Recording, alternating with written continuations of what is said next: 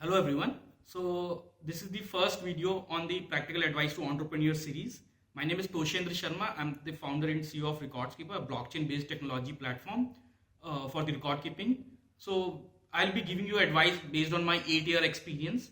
So today I want to talk about the co-founders and why it is important to have, and what should you give to the co-founder, and how you should be splitting the work and everything. So co-founder is important thing to have in a company, because you cannot do everything alone. You can't be a developer, salesman, marketing expert, and operation, then HR, everything you cannot do alone, because one person has to focus on one thing and nail it. So that's very important, that you should be focusing on one thing when you do your work.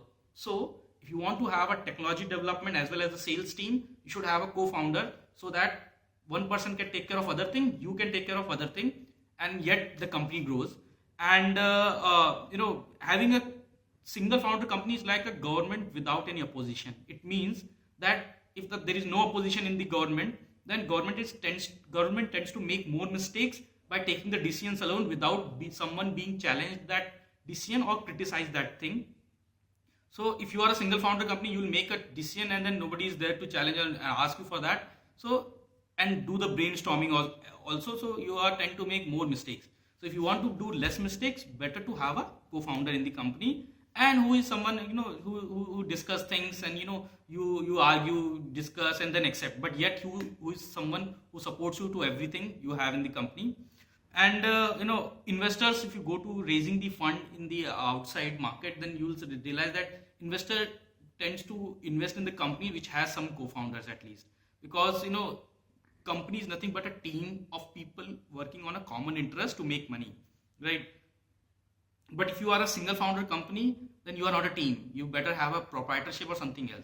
If you think that hiring an employee will solve your problem, then you are wrong, because employee will not that much taking the ownership of the work which the co-founder will take. So better to have a co-founder no matter what.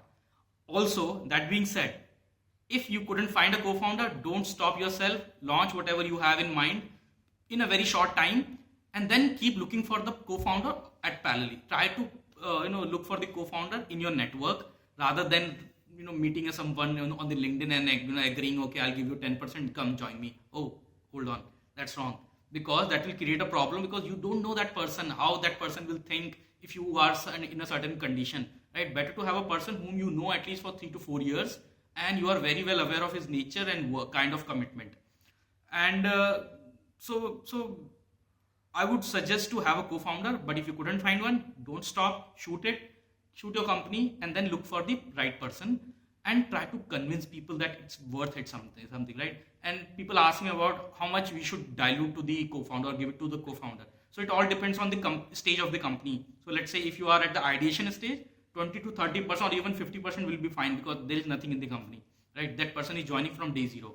But if you're doing or bringing a co-founder at the seed stage, or where you have already raised the seed fund, then 5 to 8% might be a good idea, based on the company valuation you have raised the fund, how much value you are giving to the co-founder. And if you are actually bringing the person at the series A stage, then you should be giving 2 to 3% or something like that, whatever you feel the value. And also have a vesting period as well as the cliff period, so that you engage that person rather than giving all the shares upfront. That's a bad idea. Never do that. So I will suggest, because in my previous company, I had I had no co-founders, and it pains so much, because I had to do everything alone while attending the classes in the IIT, and then come back to deliver the training to the staff, taking the review meeting, encouraging them to sell, plus build the technology by myself. So that's all painful. I would never recommend anyone, because that will slow down your company. So that's for the advice for the co-founder. So if you like this, all the concept of practical advice to entrepreneurs, let's keep sharing it, and I'll be posting more videos. So subscribe to this channel so that you can remain in the loop. Thank you.